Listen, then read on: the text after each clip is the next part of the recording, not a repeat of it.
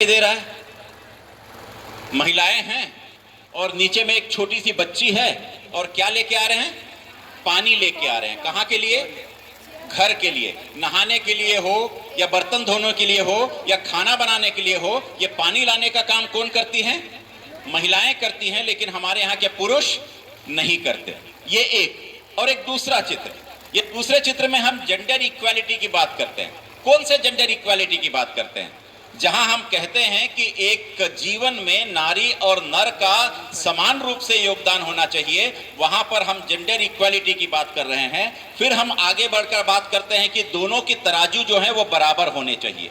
तो इसीलिए ये जो हमारी कार्यशाला है या ये जो हमारी एफडीपी है या ये जो फैकल्टी डेवलपमेंट प्रोग्राम है, वो लोगों को चेतना जागृत करने का काम है, लोगों को सेंसिटाइज करने का काम है, लोगों में अवेयरनेस क्रिएट करने का काम है, लोगों को जागरूक करने का काम है, लोगों को ये बताने का काम है कि जितना हमने अति किया था वो अति अब समाप्त है, अब उनको भी उतना ही बराबर का दर्जा दिया जाना चाहिए। और उसी को लेकर आज हमारा जो विषय है वो ये है, educate to elevate not to discriminate. तो हमें लोगों को एजुकेट करने की आवश्यकता है, लोगों को हमें ज्ञान देने की आवश्यकता है, लोगों में समझ विकसित करने की आवश्यकता है और लोगों को यह बताने की आवश्यकता है कि घर में लड़का और लड़की दोनों बराबर हैं और कोई उसमें ना तो अधिक है ना तो कोई कम है। और वो बात क्यों आई? वो बात इसलिए आई कि भगवत गीता में भी भगवान श्री कृष्ण कहते हैं कि आत्मं पन्येन सर्वत्रम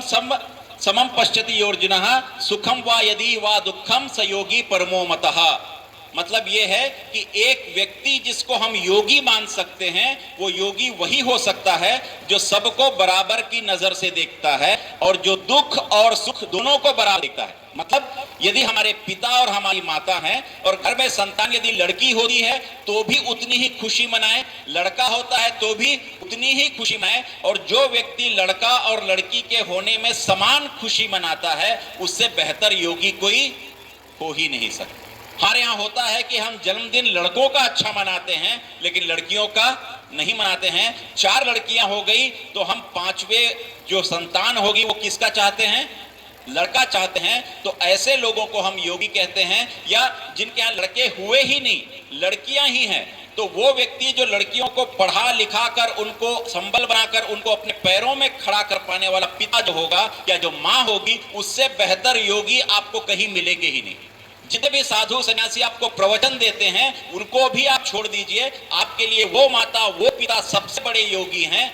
तो लड़की को भी समाज में बराबरी का दर्जा देकर उसको आगे बढ़ाते होंगे। और आप सबके माता पिता को यहाँ से इस मंच से प्रणाम करना चाहिए कि उन्होंने आपको इतना आगे बढ़ने का मौका दिया और वो सबसे पहले आपके पूजनीय हैं और वही आपके सबसे बड़े योगी भी। और दूसरा, भगवान श्री कृष्ण फिर कहते हैं भगवत गीता में, मृत्यु सर्वहर अक्षुद्वच्च भस्मितां कीर्तिम श्रीवाच्य नारीणाम स्मृति मेधा धृति क्षमा।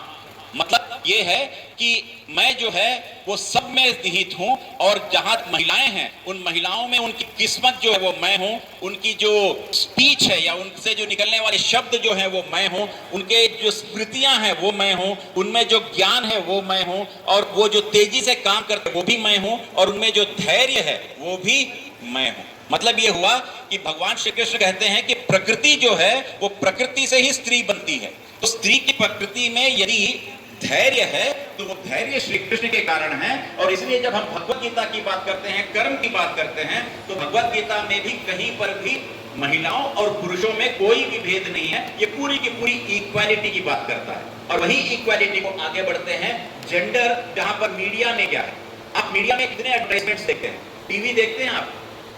नहीं देखते हैं। सीरियल्स देखते हैं? देखते हैं। वो टीवी के विज्ञापन या आप जब क्रिकेट देखते हैं तो क्रिकेट में आने वाले विज्ञापन में शेविंग क्रीम आता है, लेकिन शेविंग क्रीम में भी एडवर्टाइजमेंट में कौन आती है? महिला आती है।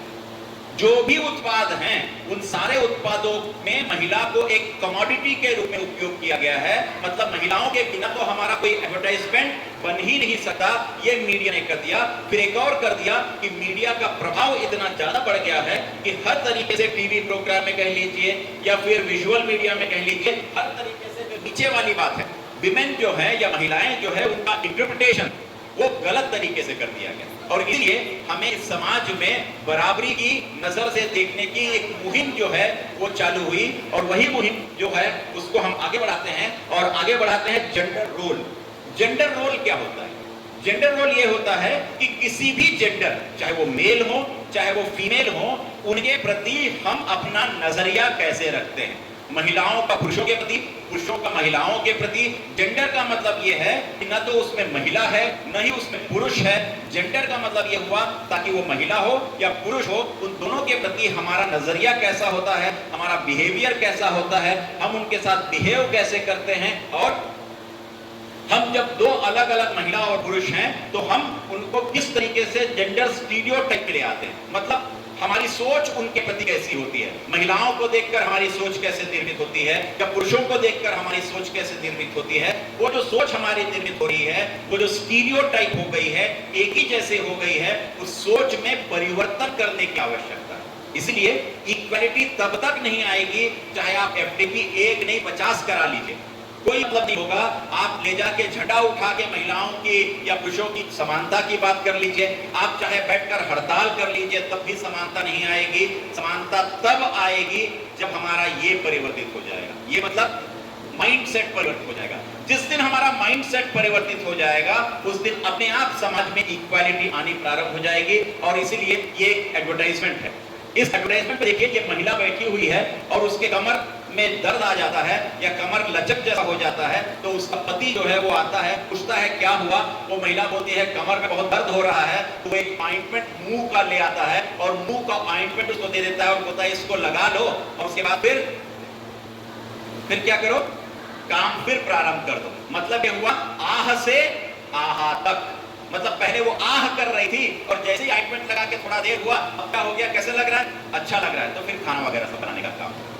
तो हमारे में ये नहीं हुआ कि हमने उसको मुंह देके उसको कहा कि नहीं अब ठीक हो जाओ, लेकिन हम उसका हाथ बटाने को तैयार नहीं। घरों में जब हम खाना खाते हैं तो लड़कियां थाली उठा के जाके थालियों को धो के लाती हैं और लड़का उसी थाली में हाथ धो लेता है, या थाली को वहीं छोड़ के दूसरी जगह जाके हाथ धो लेता है। उसकी बहन या उसकी माँ उठाकर उस थाली को धोती है, क्योंकि हमारे यहाँ हम लड़के को थोड़ा सा ऊपर और लड़की को थोड़ा सा नीचे मान लेते हैं। वो जो हमारा एडवर्टाइजमेंट है वो भी इस बात का प्रतीक है। एक और एडवर्टाइजमेंट आता है, आप उसमें देखे होंगे कि बहुत सारा एक तो वो परफ्यूम लगाया रहता है और उस परफ्यूम को समुद्र के किनारे वो रहता है और जोर से हवा बहती है, सब कुछ उड़ जाता है, लेकिन बच क्या जाता है, परफ्यूम बच जाता है। और उसमें भी आती कौन है, वो लड़की ही आती है। मतलब परफ्यूम की सुगंध भी लड़की के आना चाहिए। मतलब हमारा इतना मिसकंसेप्शन है कि हम उसी मिसकंसेप्शन में लगातार जी रहे हैं कि हमारा कोई भी एडवर्टाइजमेंट बगैर महिलाओं के, बगैर लड़कियों के नहीं बन सकता। एक और पोर्ट्रायल है विमेन का। विमेन का पोर्ट्रायल यदि आप भारतीय